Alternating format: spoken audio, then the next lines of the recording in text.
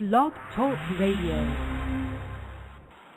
Welcome, living beneficiaries, to the show for living beneficiaries, the House of Hidalgo show on the Estate Radio Network. Prepare for the most educational 60 minutes on all of radio with your host, Rick Hidalgo. The House of Hidalgo show can be followed on Twitter or Facebook by searching House of Hidalgo. Find the show on the web at www.therockofsalem.org. Sign up for the newsletter, and while you're there, take the 5-question survey to let us know what you think.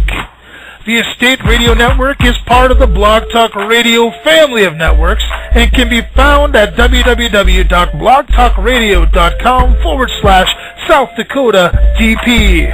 Join the show now by chat or call 619-639-4605. Don't forget to dial 1 to get in the queue. Here's your host, Rick Hidalgo!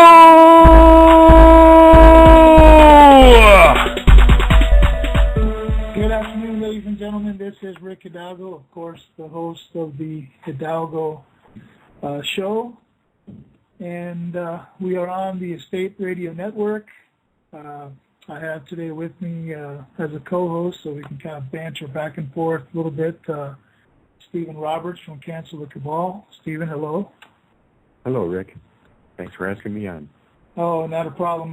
I'm just I'm honored to have you as a friend. I know it was very last minute, to ask you to come on today, but I had some things circulating through my mind, and I thought, man, this would make a really good show. I'd like to at least give it a try. So I got the word out, and we do actually have a couple people that I know are listening. So I'd like to talk about this concept of the one world government today. You and I both know, Robert, that when we Robert, what do I call you Robert for?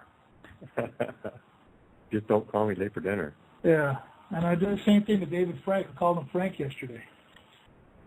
Okay, all right. Well, I'm going to get my mind right here in a minute, but you know as well as I do, Stephen, that when we talk about one world government, we're usually referring to that agenda that the elite, or whatever you want to call them, some people call them Illuminati, whatever you want to call them. That's usually what we talk about. But as I threw out to you this morning, really isn't it the agenda of basic knowledge concerning those people that put their faith in the Bible or put their faith in a God? Isn't it really one world government we're after? I don't think philosophically, I don't think a religion-based government is in the works or has ever, but I believe that there are some institutions that would like to control the earth, such as the Vatican or the British monarchy, and they would like to use religion as that control system. Mm-hmm. Sure. Well, I'm not even really specifically talking about religion, but just talking about some preset rules that mandate all of mankind. Like, for instance, thou shalt not kill. I mean, isn't that really, when you boil down all the laws in the world, I don't care what system it is, doesn't it really all just vine off of the Ten Commandments? A lot of them do, yes, absolutely. Everything should be based off God's law. A lot of times they aren't. I mean, look at America. We have over 16 million laws in all 50 states. Yes. That's a staggering amount of laws. 16 million. Over 16 million. Right. And now, of course, we would have to separate statutory from what's natural. From de facto. Yeah. So we I guess what I'm getting at is we spend a lot of time talking, these alternate media type of circles like your show and my show. We talk a lot about what their agenda is, their one world order, and yes, we're dead set against that because their one world order is about control. It's about putting you under thumb. But the concept of a one world government is really a biblical concept because if you believe in God, I'm talking about one, not many. If you have kind of that, the word is escaping me, but if you have that type of a model before you, really the goal is for everyone who's alive, everyone who lives, to be connected with God, and that was the original intent. I mean, we walked and talked in the garden. If you believe the biblical story, which I personally hold to, we walked and talked with God. Of course, sin got in the way, and you know the story. But later on down the line, men insisted on having a king. We insisted on having somebody, a middleman, to be between us and God, and that was not his intent. His intent was for us to be able to self-govern ourselves under his law, and his law is easy, and that's kind of what I'm getting at. Sure, I think I understand what you're saying now. Yes, as you mentioned, somewhere along the line, arrogance and ego came into play, and somebody obviously thought that they were better than a lot of other people and started dressing themselves up in fancy garments and makeup of the time, and started to call themselves king or ruler or master or whatever name they happen to use. But sure, I think ego and greed came into factor sometime. Yeah, and sometimes even bloodline was the issue. Somebody who was exalted. We'll take the biblical account, for instance. You look at Saul. He was the first king. Saul, of course, was the first king because the people clamored. The people were like, God, give us a king. God wasn't necessarily for it. He wanted to be their king, but they insisted on having a fiduciary, a person in between them and God. And even today, as we look back through history, we see that we're tied in with these bloodlines. Everybody assumes that you're a king only because you have the blood of a king, and that's kind of utter nonsense. But anyhow, I thought we could get on today and talk a little bit about these things, because isn't it true that really all of us are kings? Oh yes, we are our own keepers, our own kings. Yes. Right. And that's where the whole idea of sovereignty comes from.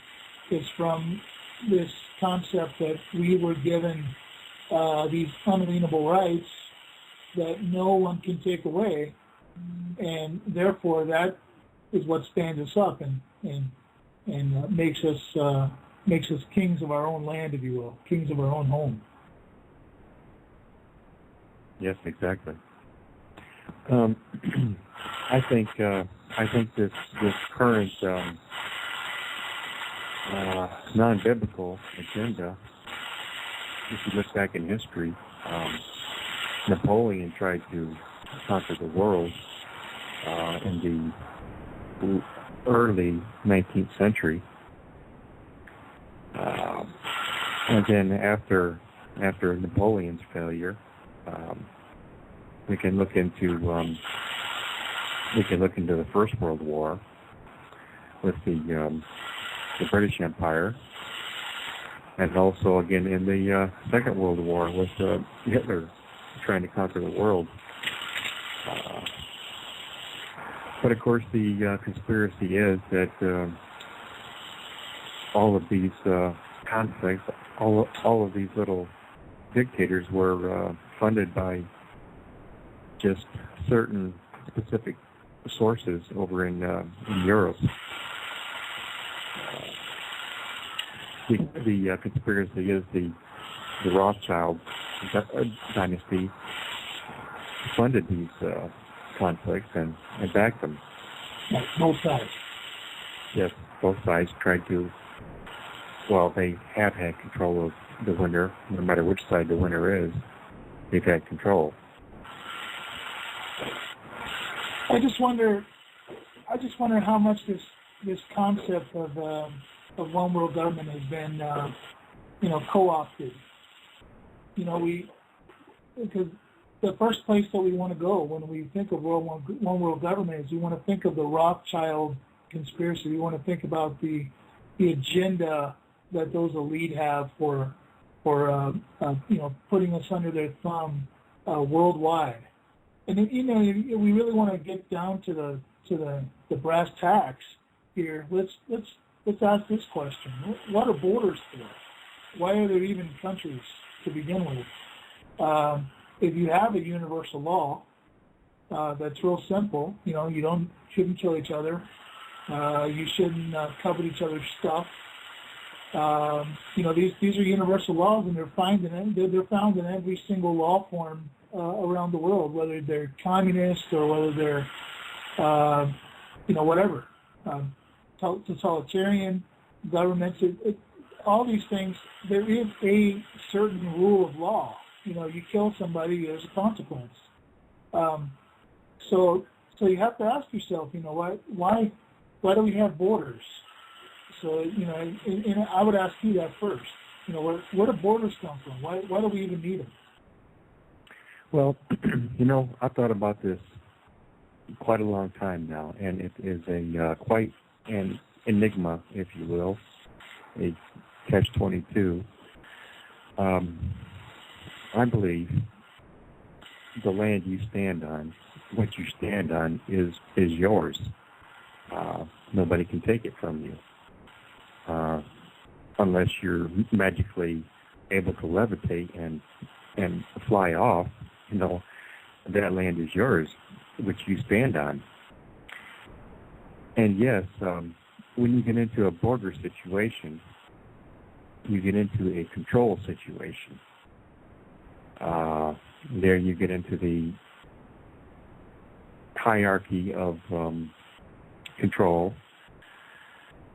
But still, there insinuates a arrogance factor there, an ego factor. But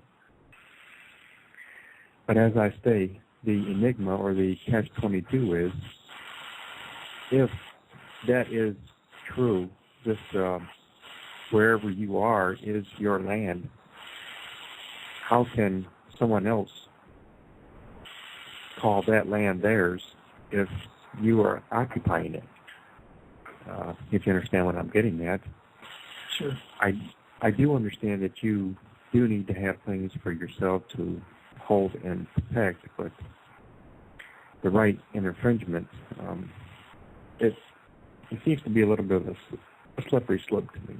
I don't know. Well, let's look at this from a worldwide perspective.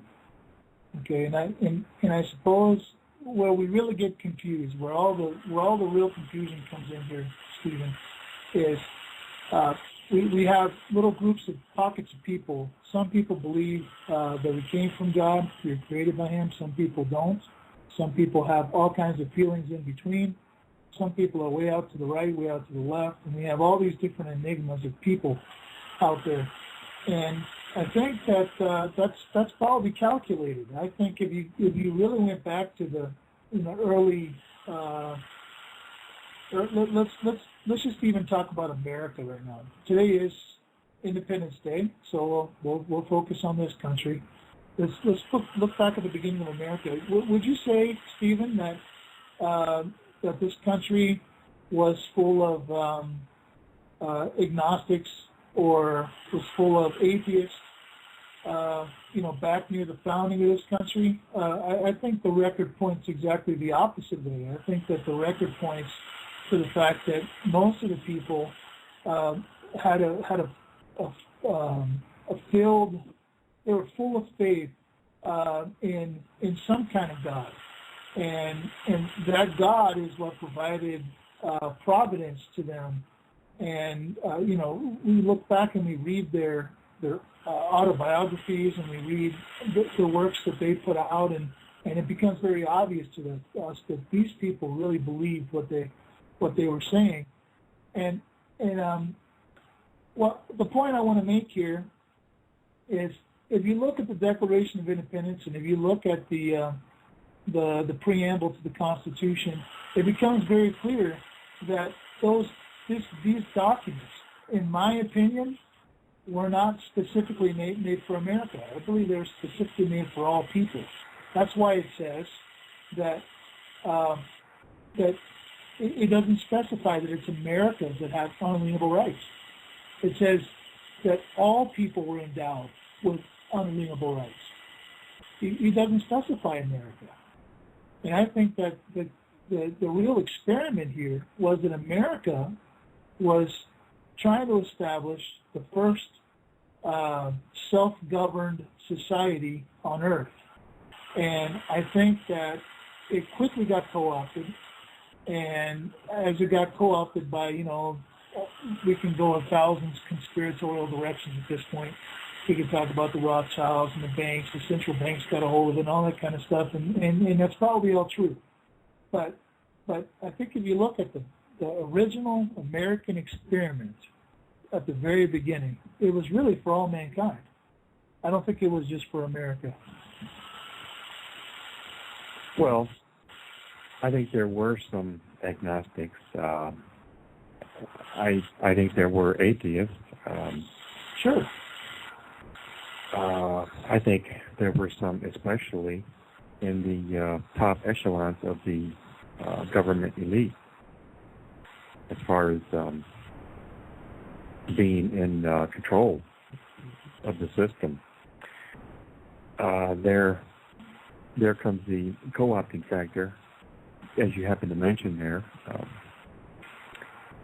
Possibly the monetary system of the time may have been controlled by agnostics and atheists, because, as we know, the monetary system today, the bankers, gold and money happens to be their god. But I want to pose a scenario to you also, Nick. I think we know that the Masons, especially Albert Pike, he wrote in his book that Lucifer is God. And if one happens to believe that conspiracy, which I do, and he plainly wrote it in his own words, why shouldn't I believe him? I think the conspiracy actually goes back further than Albert Pike. I think Lucifer has been the elite god for however millennia there have been, as far as a government control system, whether that's 2,000, 3,000, or 6,000 years. I think Lucifer has always been their god. So, with that in mind, I think when they say God, they are actually referring to Lucifer. In the But founding, who knows? in the Who founding knows what their documents. intentions? Yeah, the founding documents. Who knows what their intentions actually were? If they meant their God or our God. Well, the See, reason you're playing with semantics here. well, yeah, I hear where you're going there. And I agree that Albert Pike was a Luciferian. There's no question about that. And I do believe that there are the Masons and all levels of their temple worshippers are all caught up in that same game, and I understand that. But how is it that the concepts that were integrated into those documents that we're talking about? We're talking about the Declaration of Independence, the Bill of Rights, the preamble to the Constitution. How was it that the wording of those documents were so freeing and so individually? They offered individual liberty to people. That's not a Luciferian concept. The Luciferian concept is total control. So I don't know that those documents, that God they're referring to, because it's kind of an oxymoron. How is it that if you're referring to God as Lucifer in those documents, how is it that Lucifer is going to provide you with unalienable rights? That's simple. That the Constitution refers to sovereign human, sovereign man, sovereign woman. See, they don't see us as sovereign. As you know that. They see us as cattle, sheep, or animals. As you know, the Constitution does not refer to us. It refers to the corporation of America. The Constitution doesn't give us our rights. It just enforces it. We have to enforce our sovereignty to receive these rights. And unless we do, none of this means anything to anybody. Well, no, Stephen, I agree with you when you say that we have to enforce our own unalienable rights. I understand that because they didn't come from the government. The government can't really give or take away something that it doesn't possess. So I understand that part. But to say that the early American experiment was set up by elitists who saw the word God as meaning Lucifer. I'm not sure that clicks, at least with me anyway. Because here's my problem. We've done a lot of study, yes, and we believe that this government was co-opted and that it's now a corporation. And all that kind of went down around the Civil War time. And who knows? I wish I could have been a fly on the wall during those times because I'd love to see how it all really went down. But I really believe that in the beginning of this American experiment, there was a real effort to put together a set of documents that would be freeing to the sovereign people, and I think that it does apply to the sovereign people, and we were sovereigns at that time. We were not yet as far as 1776 or 1792 when the actual Constitution was penned and signed and passed into law. I don't think that at that time, we were yet chattel. It wasn't long after that we became chattel, and that their statutory laws co-opted us into those the abyss, if you will, of government. But so I guess I'll have to. I kind of agree to disagree on that one, but but I see your point. Albert Pike, he was obviously a Luciferian, and there were many of the founding fathers who weren't Masons, and there were many of the founding fathers who were pretty high Masons. Wasn't George Washington like a 33rd level Mason? I believe he was. Yeah. But still, I think you have to look at their words, and you have to keep semantics in line. You have to really look at their words and really look at their actions. Have their actions since 1791 mirrored their words? And I believe they haven't. So semantics have to be kept in mind and have to be scrutinized with a microscope. Of course, you know that whenever you look at one of their laws, or say you're taken into court, you have to look at their statutes and their indictments, and you have to scrutinize it with semantics. Right. You have to scrutinize every single word, Mm-hmm. and I think this just has to be kept in mind. And Steven, I don't want you to feel like I'm disagreeing with you here. I do agree with you that the semantics is a big player. I'm just not so sure that was the case in the founding. There was now, Okay. Yeah. I mean, like I said, there may have been some. Like I said earlier, there may have been some that were agnostics or atheists, and Sure. Some that were truly Christians. I've just got no way of knowing all that. Yeah. Well, I don't believe that there's probably anybody that's going to be able to find that out. Actually. Well, I'm not a time traveler myself. Right. I have trouble looking into somebody's soul myself. I can't. I'm not a mind reader. So.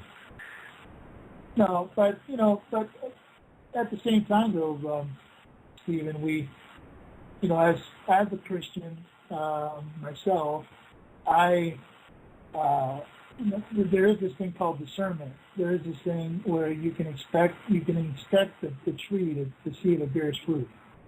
And I think that if you look at the Constitution, if you look at the original first 10 amendments, you look at that whole picture there, I think you'll see that it's got God's fingerprints all over it. And when I say God, I don't want to play semantics here. When I say God, I'm talking about the one and only true God. Okay, yeah, not Dagon or Dragon or none of those weird guys that sacrifice their children to fire. Okay, Gog and Magog.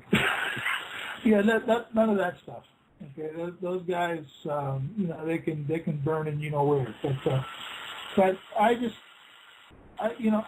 think it's interesting because Stephen, you and I are both we're of like faith here. You're a Christian, I'm a Christian. We revere Jesus Christ as our Lord and Savior, and we look at the world in a certain way. Okay, and you and I, having read the Scripture, we know what it's going to be in the end. We know how this is going to end up. It's going to end up as a one world government under Christ.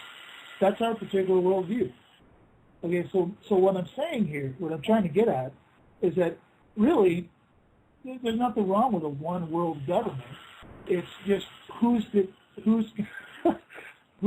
authoring that government is the question, because we're we get stuck in this rut.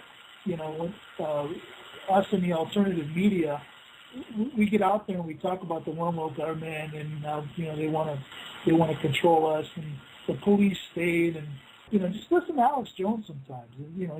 He'll fill you in real quick. He'll scare you to death. Yeah. Yeah, exactly. So I thought it was important for us to put a show together and just talk a little bit about the concept of a one world government and how it's not really a scary concept to have a one world government. It's just who's authoring that government? That's the scary part. Right. I understand. Yeah. It will all go to see what kind of laws, what kind of governing structure will come with this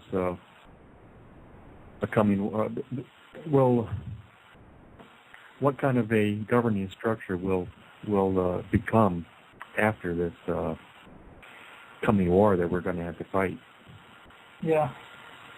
Yeah, and I think what we're looking at right now is that bad one world government. You know, what we're fighting right now is that other side, that Luciferian side that wants to totally dominate and control, and that's obviously what's coming down the pike, and America is going to be part of that without a question. You know, based on what we're seeing right now, unless you and I in the alternative media can wake people up and say, hey, you know, guys, we're headed down a trail we don't want to really travel, and we need to. Geez, you're not trying to put any pressure on us, are you, Rick? No. Just two guys trying to save 7.2 billion people. Well, you know, how many people in the world? Is that a world number? 7.2 billion. Yes. Oh, 7.2 billion. Wow, that's a few people. Right there. You know, and they say that you can take the entire population of the world and put them into Texas, and they'll each have 1,200 square feet of their own. Yes. That's pretty. That's pretty damning to these people who say that we're overpopulated and we need to start calling off the people. By the way, how big is 1,200 square feet anyway? I'm trying to picture that. Is that like 100? Is that like 100 feet squared or something, or 120 feet squared? Well, 1,200 square feet is about the size of somebody's living space. Is that like a half an acre? You know, I have a lot here in Salem, and my upstairs is exactly 1,300 square feet. My downstairs double that. But okay, you're talking about a home then. Okay. Yeah. We're talking about a home. You're not talking about a yard, though. No, there'll be no mowing. Okay. Yeah, but some people wouldn't mind. Well, it's kind of that way in some of the big cities. You can open your window and ask for a tomato. Ask your neighbor for a tomato. He can open his window and we'll throw it to you. So. Yeah, I know, and I don't like that. I've been having a lot of people on my show here lately that are part of the Back to the Land movement, and I like the idea of getting back to the land and, you know, living self-sufficiently. And that's kind of what my goal is, but you know, I'm not there yet. Mm-hmm. You know, I've been thinking here a lot lately. Also, I'll pose a question to you, or a scenario, if you want. Sure, go ahead. We know that there has never been any government structure between the two isms. There's collectivism and individualism. Mm-hmm. Individualism,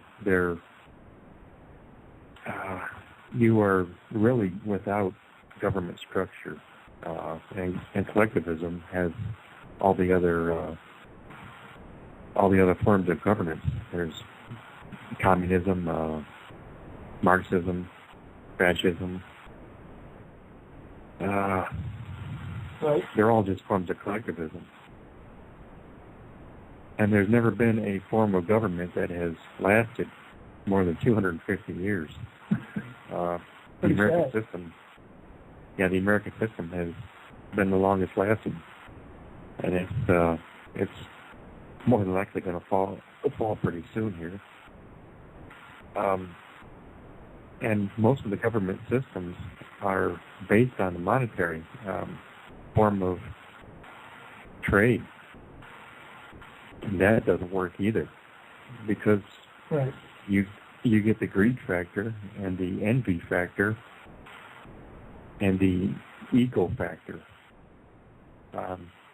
With money, you're always going to have somebody, I don't care, no matter what happens in the future, you're always going to have somebody that's going to have their ego take over. They're going to want more than somebody else does. And that's where the greed factor is going to come in, because somebody else is going to want that money too. And they're going to do whatever it takes to get that money.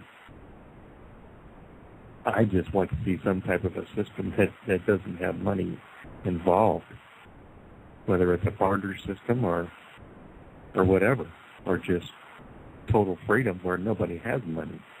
You know, Stephen, that's interesting you said that, because originally the way that this Federal Reserve System was sold to us was that these notes were going to be used to barter. That was the whole concept was we were supposed to send in our gold, in our silver. That was the Gold Confiscation Act that was put out by Roosevelt. It was in 1933 or something. We were supposed to turn in our gold, and then they would replace it with these Federal Reserve notes, and they were supposed to be just as valuable, which I suppose if you value toilet paper, it's probably pretty valuable, but. It will be someday. Yeah, believe me. Yeah, I hear you. So yeah, and I agree with you. I think we have to look at the big picture here. We're really going to have to kind of enforce this ourselves as individual sovereigns, I think, because you can't get a group of sovereigns together to agree on anything. I mean, that's just the bottom line. You just can't do it, because I've tried. I'll give the listeners a little bit of a history lesson here. I participated in this thing called the Republic of the United States of America, and we tried to get together and reseat those vacated seats that were vacated in 1861 when Congress just kind of walked away, sign a day, and I'm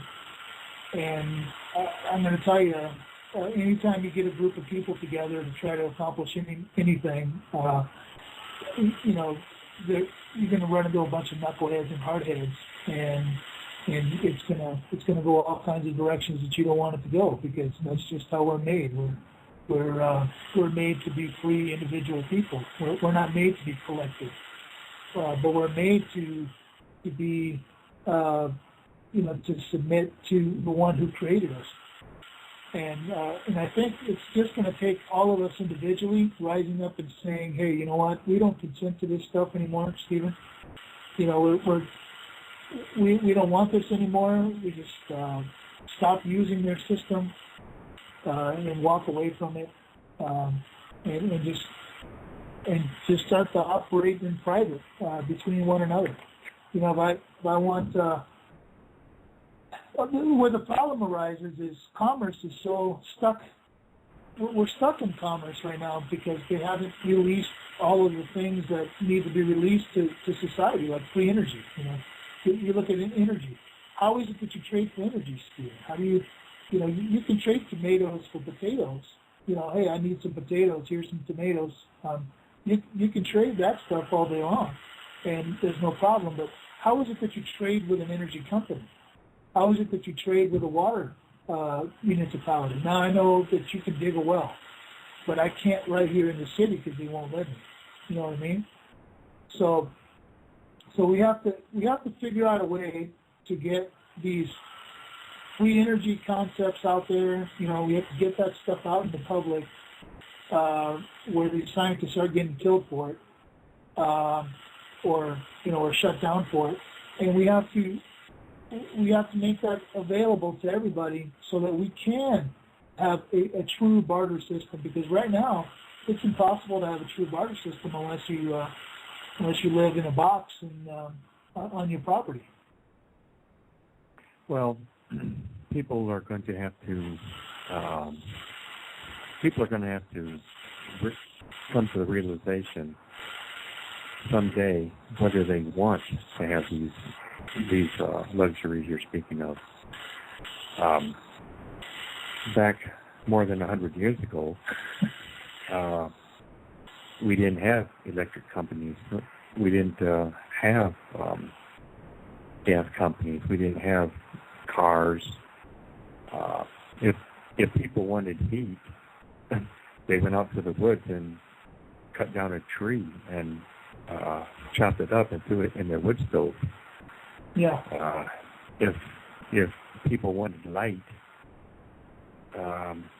well, there they more than likely had to go to a store to get some whale oil to put in their kerosene lamps for light. That's still bartering. At nighttime. Yeah, that's still bartering. Yes. Yeah. They just jumped on their horse and went to wherever they wanted to go to. They had a lot more control of their lives than certainly what we have now. So people are just going to have to come to the realization how many of these luxuries they really want. Do we need the iPhones or the Androids? I heard a startling statistic about 6 months ago.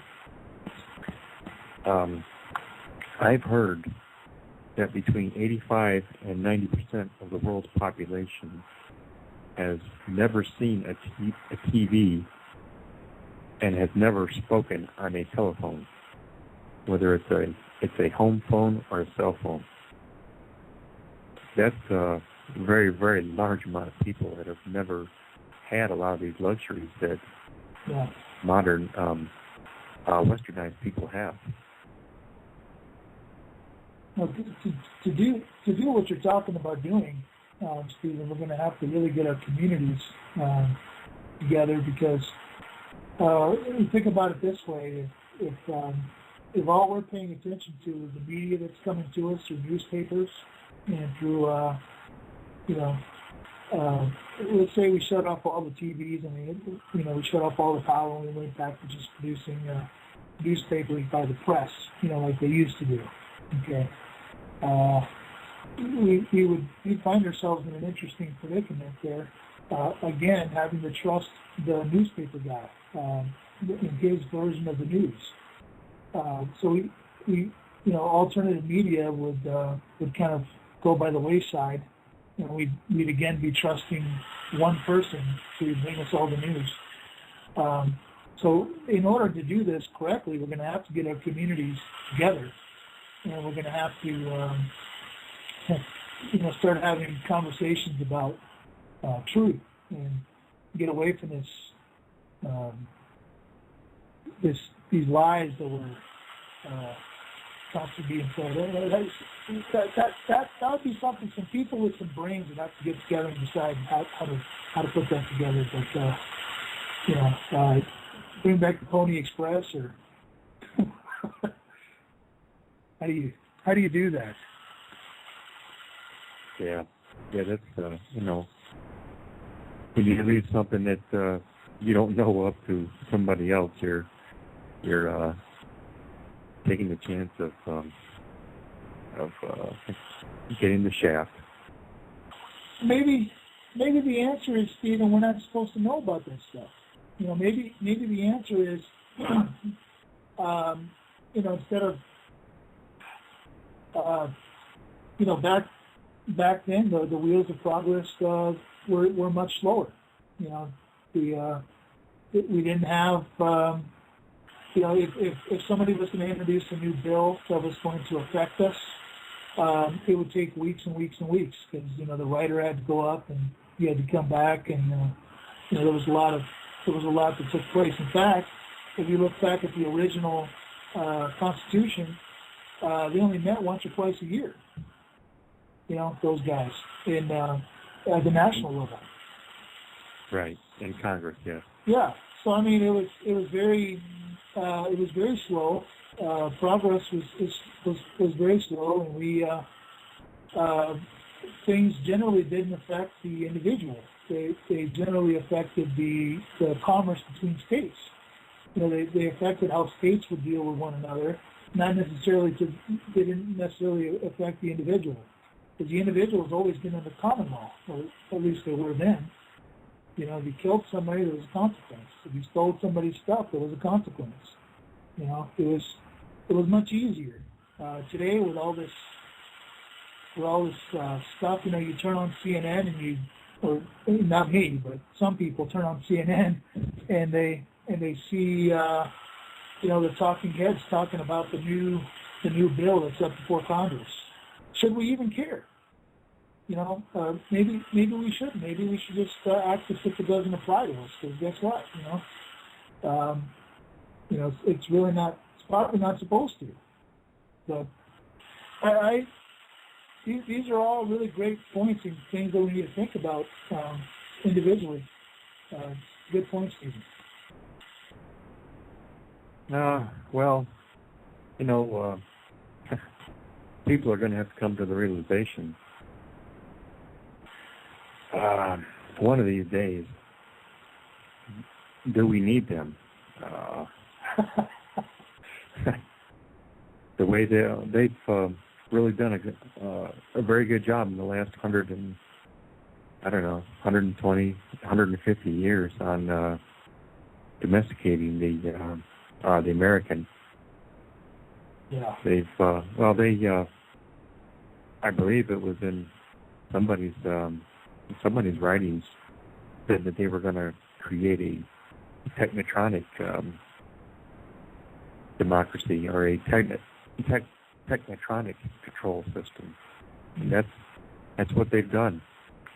Do you know of the radio show host named Alan Watts? I've heard of Alan Watts, but I've not heard his show. Okay. Well, he's a Canadian. He has a show. Oh. I heard him say one time that when he was a young lad, probably back in the late 50s or mid-50s,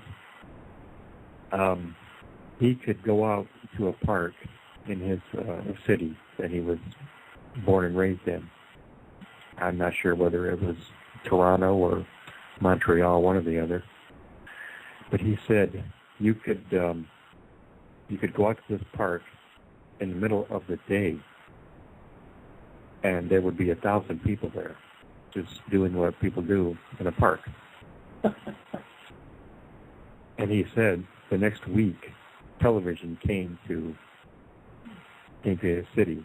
The television station was set up, and televisions were being bought and sold in a department store.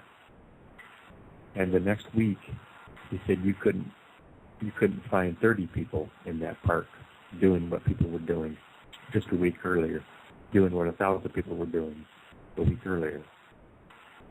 So their technical control system since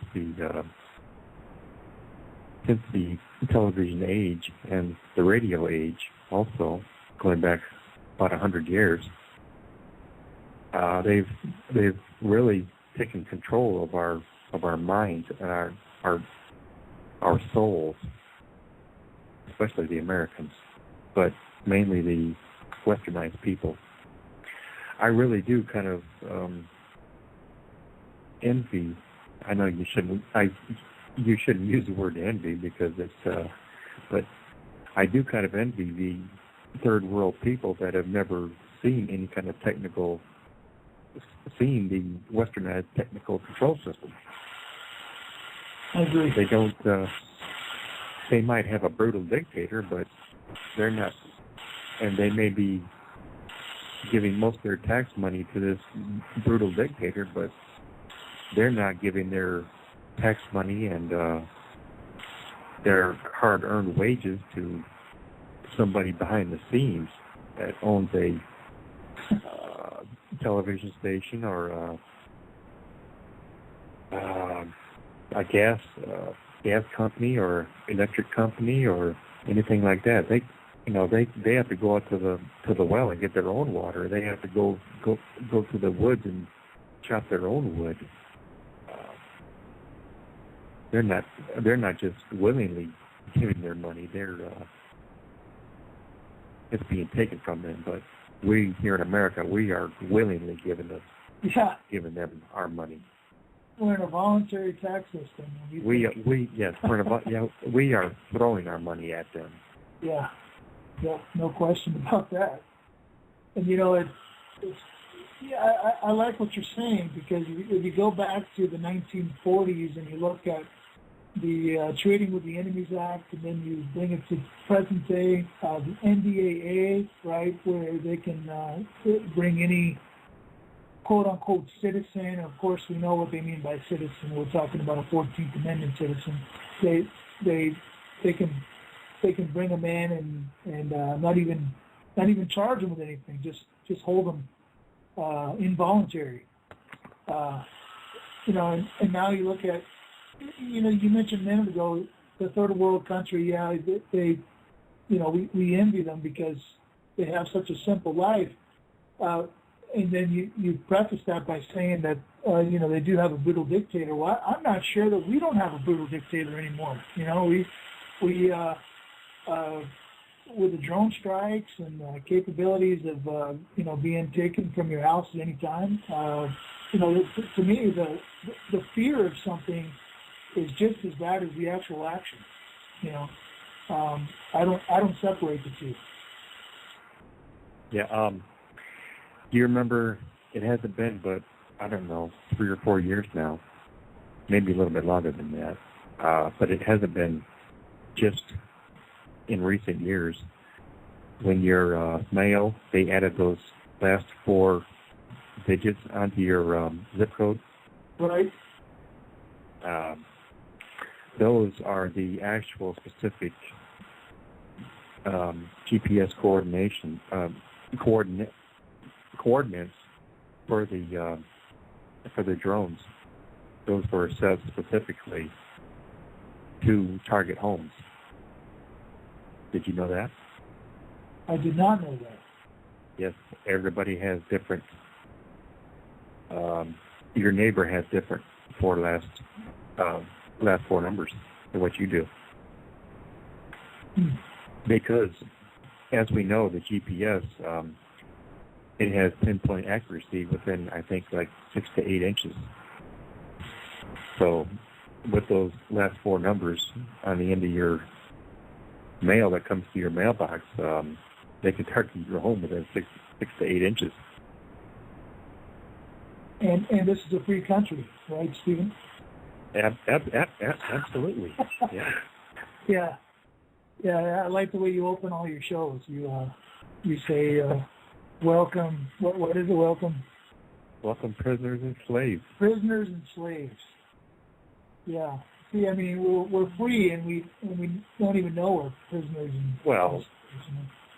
You know what Joseph Stalin said, don't you? You know how to take control of a country? You know how to take control of a people? You give them a vote and tell them they're free. Yeah. Oh, yeah. Yep. And, they even... I know... And, man, we can go so many directions on that quote. I think I'll... I'll bite my tongue and we'll move on that one. But we're down to about 5 minutes and 30 seconds left in this particular episode. But man, this has been a very enlightening conversation. There are things that you've brought up here that I had not really thought about. But I have thought about the fact of just living without things. We don't really need a lot of things that we have. I've thought about that, but how do you get there? That's the question. Because right now, if you look at statutory law, if you have kids in your house and you don't have water coming into your house, that gives authority to social services and child protection to come and take your kids. Or if you turn off the electricity. it's the same kind of deal. Not to say that I live under that authority, because I've done some things to try to remove myself from that, but that's for the basic 14th Amendment citizen. That's exactly how it works, and that's how it operates. But so removing ourselves from those adhesion contracts and trying to live self-sustaining type of way, that's going to be essential for every single one of us. And how do we do that? I know in your case, Stephen, that I don't want to get too personal here, but I know that you're in a situation where you almost have to have one of those adhesion contracts. I believe that's how this is the only way you continue to do what you do. I guess you might have to clarify that a little bit. Well, Social Security. Okay. Yeah. Well, I mean, I'm not able to work. Correct. Right. But if tomorrow Social Security were to, were to pull that rug from under you, it would affect you greatly, right? Oh yes, absolutely. Right. Yeah. So that's what I mean is we're all entrapped. We're all entrapped in these situations where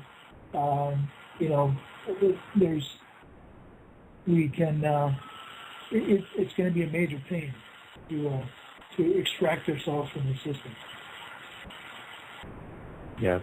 Well, as you said, my situation is quite unique. I've been on disability for 10 years now, and I'm allowed to work, but I'm only allowed to make so much. And if I were to go off of the disability to get a job, I've already decided I'm not going to pay any federal taxes.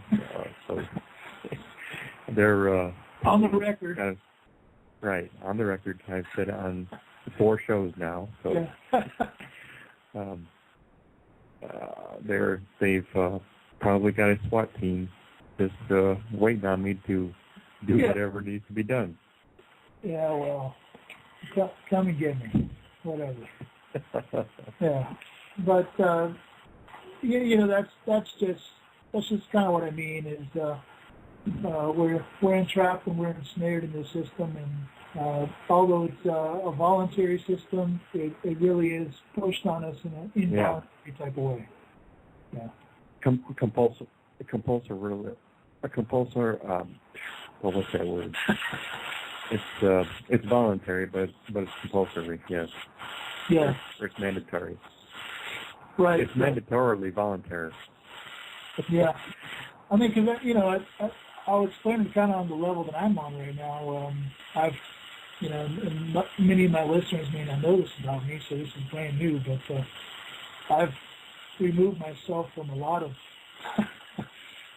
things, and it's difficult for me to operate in a lot of ways. I have to operate in the private. I cannot operate in commerce any longer. As I'm looking for advertisers on this show, I'll go ahead and put that out there. You're an advertiser, I'm looking for you. But if as I look for advertisers, I have to barter with them. I cannot engage in commerce because I've removed myself from that system. And to get back into it would be to take a step backwards and volunteer myself back into that system.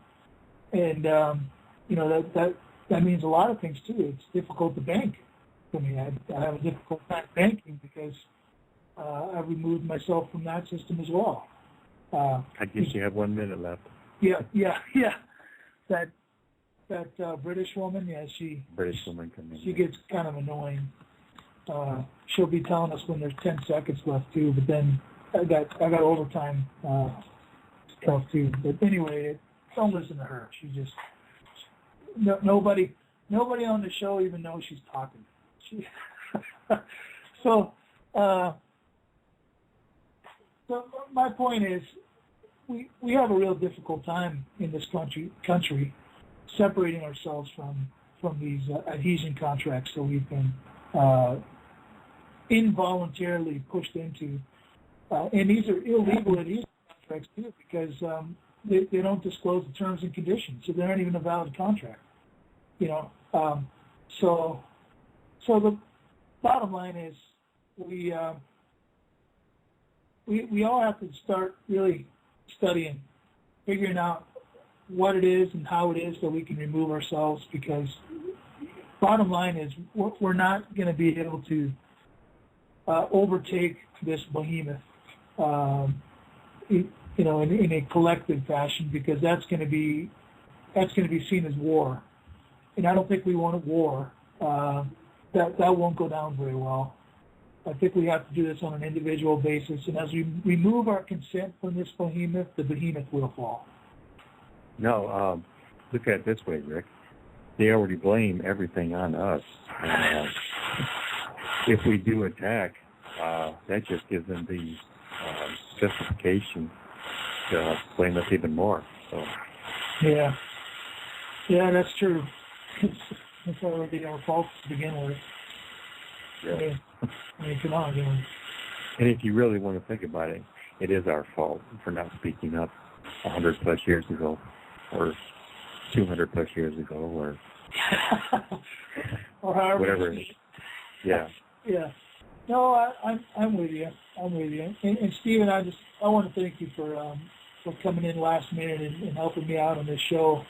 I didn't want to go at it by myself because I have a difficult time bantering with myself. Well, that's okay.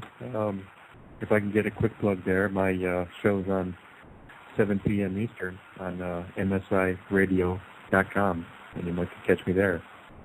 Yeah, or you can come see him on Cancel the Cabal on Facebook. You just type in Cancel the Cabal and join him there. He needs some more likes on his page.